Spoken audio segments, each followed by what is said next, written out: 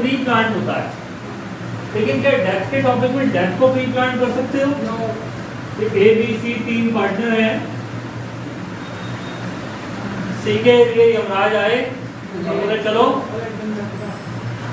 यमराज आए और बोले चलो, तो सी बोला क्या पागल हो गए हो, अभी कोई 31 मार्च आई है क्या?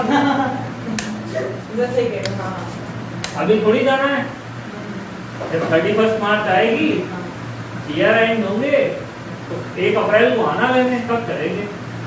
टॉपिक स्टार्ट करने जा रहे हैं डेथ, पहले इसको समझते हैं फिर क्वेश्चन करेंगे, ठीक है।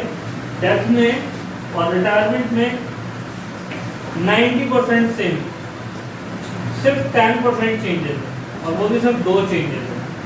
डेथ में और रिटायरमेंट में चेंजेस क्या है, तो पहले देखो उसकी बात करते हैं। हमने रिटायरमेंट को पढ़ा, अब हम डेथ को देखें।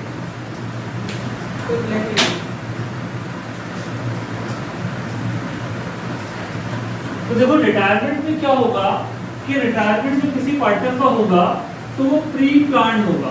क्या होगा? Pre plan. ऐसे थोड़ी ना होगा कि मैं आपकी फर्म में एक पार्टनर हूँ और आज मैं चंगा भला घर गया और कल को जब मैं आया तो बोला, या मैंने रात को घर जाके फोन कर दिया कि नहीं मैं ना आप तुम्हारी फर्म में पार्टनर नहीं हूँ, कल से मैं नहीं आऊँगा। ऐसे थोड़ी ना रिटायरमेंट होता होगा। रिटायरमेंट की एक प्री डिसाइडेड डेट होती होगी कि मैं इस साल ईयर एंड होने के बाद की फर्म छोड़ दूंगा और नेक्स्ट ईयर में कंटिन्यू नहीं करूँगा, ऐसा होता होगा या किसी भी मैनर में। लेकिन रिटायरमेंट प्री प्लान होता है। लेकिन क्या डेथ के टॉपिक में डेथ को प्री प्लान कर सकते हो? ए बी सी 3 पार्टनर हैं, सी के लिए यमराज आए और बोले चलो, यमराज आए और बोले चलो, तो सी बोला क्या पागल हो गए हो, अभी कोई 31 मार्च आई है क्या? अभी थोड़ी जाना है, जब 31 मार्च आएगी, ईयर एंड होंगे, तो 1 अप्रैल को आना लेने, कब करेंगे? ऐसा हो सकता है? नहीं हो सकता। डेथ एक सडन एक्सीडेंट है। डेथ कभी भी हो सकती है, किसी की भी हो सकती है। डेथ सबकी होनी है और कभी ये सर्टेन है, लेकिन कब किसकी होनी है ये अनसर्टेन है। इसलिए रिटायरमेंट में और डेथ में पहला जो चेंज है दैट इज ये प्री प्लान होगा और ये सडन होगा, ठीक है। अब ये प्री प्लान होगा, इसलिए हमने कहा कि ए बी सी 3 पार्टनर हैं, सी सपोज रिटायरिंग पार्टनर है,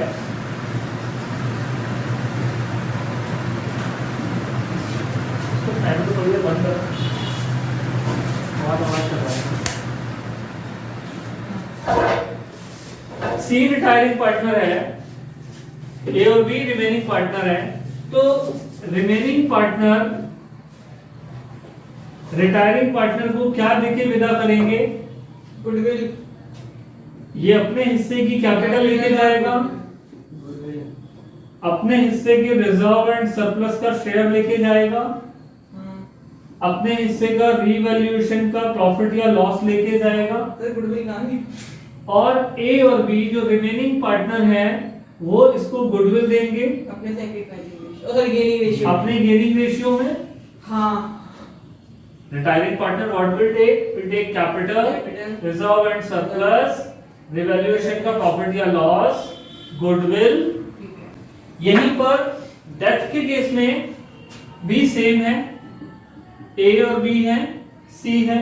अब पहली बात, सी की डेथ हो चुकी है, सी इज नॉट अलाइव, तो हम ये नहीं कहेंगे कि सी क्या लेके जाएगा या सी को क्या मिलेगा, क्योंकि she is not in the world right now. तो सी के कौन होंगे? डिसीज पार्टनर के कौन होंगे? वारिस। ओके। जो उसके फैमिली मेंबर होंगे वो उसका शेयर लेने आएंगे। अच्छा। तो उसके फैमिली मेंबर क्या लेंगे? उसके फैमिली मेंबर भी सेम अपने डिसीज पार्टनर का कैपिटल, डिसीज पार्टनर का रिजर्व एंड सरप्लस का शेयर, रिवैल्यूएशन का प्रॉफिट या लॉस, और goodwill from the remaining partner in their gaining ratio, plus plus plus. और क्या मिलेगा? अब सपोज करो ये एक फाइनेंशियल ईयर है, ये फाइनेंशियल ईयर 1 अप्रैल को स्टार्ट हुआ है और is going to mature on 31st March. If there will be any retirement, the date of retirement will be like this. यहाँ रिटायरमेंट होगा, लेकिन जब डेथ होगी तो डेथ कभी भी हो सकती है. सपोज ये डेथ थी की डेट है 1 अगस्त. अब अगर मैं देखूं तो सी इस पीरियड में इस फर्म में पार्टनर था, but she is not in this period. तो सी के जो डिसीज पार्टनर के जो घर वाले हैं वो ये बोलेंगे कि इस फर्म ने जो प्रॉफिट कमाया है अप टू 1 अगस्त उसमें भी तो हमारा शेयर बनता है. है ना? तो डिसीज पार्टनर के जो फैमिली मेंबर होंगे वो क्लेम करेंगे उसमें प्रॉफिट और लॉस का शेयर. अब ए और बी के पॉइंट ऑफ व्यू से सोचो, ए और बी बोलेंगे कि अभी ईयर एंड तो हुआ नहीं है, हमने अकाउंट क्लोज किए नहीं है, हमको मालूम नहीं हमने कितना प्रॉफिट कमाया है, तो हम प्रॉफिट में से कोई शेयर आपको अभी कैसे दे दें? वो बोलेंगे आप बाकी सब ले जाओ, जब ईयर एंड होगा तब आ जाना, हम प्रॉफिट कैलकुलेट करेंगे, उसी अकॉर्डिंगली प्रोपोर्शनेट निकालेंगे 1 अगस्त तक कितना प्रॉफिट फर्म ने अर्न किया, उसमें सी का शेयर कितना था हम दे देंगे. तो यहाँ सी के घर वाले रोना पीटना मचा देंगे, तो हमारा सी मर गया, ऊपर से हमारे पैसे नहीं दे रहे, काश सी जिंदा होता तो ऐसा ना होता. Sympathy, emotional factor.